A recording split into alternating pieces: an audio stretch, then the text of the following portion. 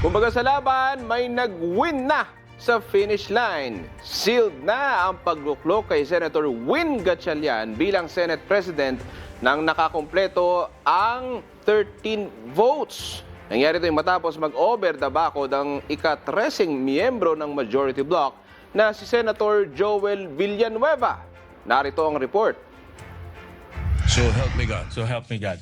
Inaasahan na ang pagdating ni Senator Joel Villanueva sa special session base na rin sa una niyang inanunsyo. Pero natuldukan na ang mga espekulasyon at siya na ang naging pang-13 na senador nang dumalo siya sa special session at mahalal si Senator Sherwin Gatchalian bilang bagong Senate President. You have seen how I work today.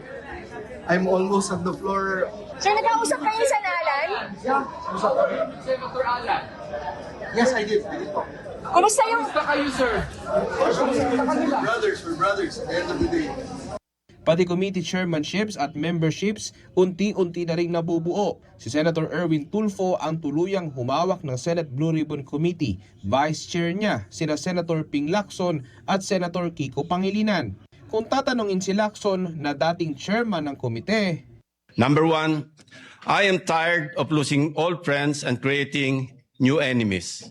And number two, there are other colleagues who are equally, if not more qualified than this humble representation to take on the job.